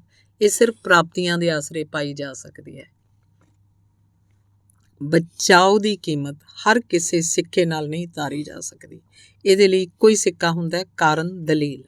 ਵੇਖਣ ਤੋਂ ਇਨਕਾਰੀ ਹੋਣਾ, ਸਮਝਣ ਤੋਂ ਇਨਕਾਰੀ ਹੋਣਾ ਤੇ ਫੈਸਲੇ ਦੀ ਜ਼ਿੰਮੇਵਾਰੀ ਤੋਂ ਬਚਣ ਲਈ ਅੰਦਰਲੀ ਧੁੰਦ ਨੂੰ ਆਪਣੀਆਂ ਅੱਖਾਂ ਸਾਹਮਣੇ ਖਿਲਾਰ ਲੈਣਾ ਸਿਰਫ ਇਸ ਲਈ ਹੁੰਦਾ ਹੈ ਕਿ ਤੁਹਾਡੇ ਲਈ ਉਸ ਚੀਜ਼ ਦੀ ਹੋਂਦ ਹੀ ਨਹੀਂ ਰਹੇਗੀ ਜਿਹਨੂੰ ਵੇਖਣ ਤੋਂ ਤੁਸੀਂ ਇਨਕਾਰੀ ਹੋਵੋ। ਪਰ ਹੋਂਦ ਇਨਕਾਰੀ ਹੋਇਆਂ ਹੋਂਦ ਨਹੀਂ ਮਿਟਦੀ, ਅਸਲੀਅਤ ਹੁੰਝੀ ਨਹੀਂ ਜਾ ਸਕਦੀ। ਇਹ ਹੁੰਝਣ ਵਾਲੇ ਨੂੰ ਹੁੰਝ ਦਿੰਦੀ ਹੈ। ਜਦੋਂ ਕੋਈ ਇਹ ਆਖਦਾ ਮੈਂ ਕੌਣ ਆ ਜਾਣਨ ਵਾਲਾ, ਅਸਲ 'ਚ ਉਹ ਆਖ ਰਿਹਾ ਹੁੰਦਾ ਮੈਂ ਕੌਣ ਆ ਜਿਉਣ ਵਾਲਾ। ਜ਼ਿੰਦਗੀ ਦੇ ਰਾਜ ਲਈ 3 ਚੀਜ਼ਾਂ ਲੋੜੀਂਦੀਆਂ, ਦਲੀਲ, ਮੰਤਵ ਤੇ ਸਵੈ ਕਦਰ।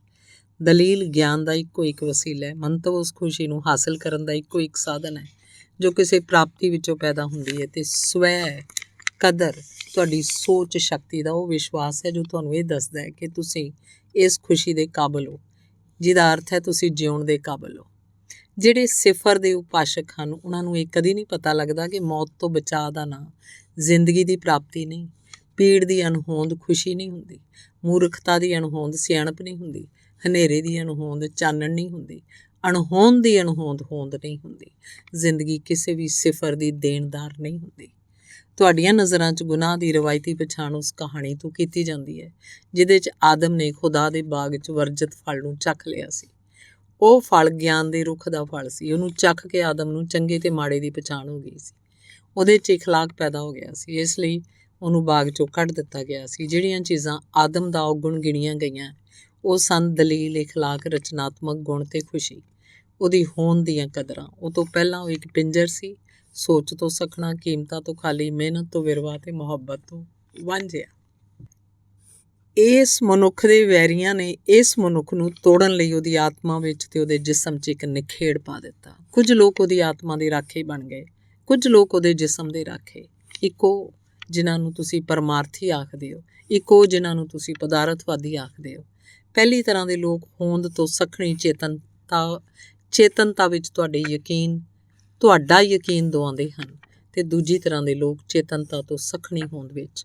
ਪਰ ਦੋਹਾਂ ਦਾ ਮੰਤਵ ਇੱਕੋ ਹੈ ਕਿ ਮਨੁੱਖ ਆਪਣੀ ਸੋਚ ਸ਼ਕਤੀ ਨੂੰ ਉਹਨਾਂ ਦੇ ਹਵਾਲੇ ਕਰਦਾ ਹੈ। ਖੁਸ਼ੀ ਕਿਸੇ ਜਜ਼ਬਾਤੀ ਤਰੰਗ ਦੇ ਹੁਕਮ ਨਾਲ ਹਾਸਲ ਨਹੀਂ ਹੁੰਦੀ ਤੇ ਨਾ ਹੀ ਅੰਨ੍ਹੇਵਾਹ ਅਣਵਿਵੇਕੀ ਖਾਸ਼ਾਂ 'ਚ ਹੱਥ ਮਾਰਨ ਦੀ ਤਸੱਲੀ ਖੁਸ਼ੀ ਬਣਦੀ ਹੈ। ਖੁਸ਼ੀ ਇੱਕ ਮਨ, ਇੱਕ ਚਿੱਤ ਹੋਣ ਦੇ ਸਵਾਦ ਦੀ ਹਾਲਤ ਹੈ। ਉਸ ਸਵਾਦ ਦੀ ਜਿਹੜਾ ਕਦੇ ਤੁਹਾਡੀਆਂ ਕਦਰਾਂ, ਤੁਹਾਡੀਆਂ ਕੀਮਤਾਂ ਨਾਲ ਨਹੀਂ ਟਕਰਾਉਂਦਾ, ਜਿਹੜੇ ਸਵਾਦ ਲਈ ਤੁਹਾਨੂੰ ਕਦੇ ਆਪਣੀ ਸੋਚ ਕੋਲੋਂ ਅੱਖ ਨਹੀਂ ਚੁਰਾਉਣੀ ਪੈਂਦੀ। ਇਹ ਸਵਾਦ ਸ਼ਰਾਬ 'ਚ ਗੁੱਟ ਕਿਸੇ ਘੜੀ ਦਾ ਸਵਾਦ ਨਹੀਂ। ਇਹ ਸਵਾਦ ਕੁਝ ਰਚਣ ਦਾ, ਕੁਝ ਉਸਾਰਨ ਦਾ, ਕੁਝ ਕਮਾਉਣ ਦਾ ਸਵਾਦ ਹੈ। ਸੋ ਅੱਜ ਤੁਸੀਂ ਮੇਰੀ ਉਸ ਸਹੇਲੀ ਨਾਲ ਗੱਲਾਂ ਕਰਕੇ ਵੇਖੀਆਂ ਜਿਹਦੇ ਨਾਲ ਗੱਲਾਂ ਕਰਨਾ ਮੇਰਾ ਮਾਣ ਹੈ। ਤੁਹਾਨੂੰ ਇੰਨੀਆਂ ਕੁ ਗੱਲਾਂ ਨਾਲ ਰੱਜ ਨਹੀਂ ਆਇਆ ਹੋਣਾ ਕਿਉਂਕਿ ਮੈਨੂੰ ਉਹਦੇ ਨਾਲ ਬੜੀਆਂ ਬੜੀਆਂ ਗੱਲਾਂ ਕਰਕੇ ਵੀ ਕਦੇ ਰੱਜ ਨਹੀਂ ਆਉਂਦਾ, ਪਰ ਹੋਰ ਗੱਲਾਂ ਕਦੇ ਫੇਰ ਸਹੀ। ਧੰਨਵਾਦ।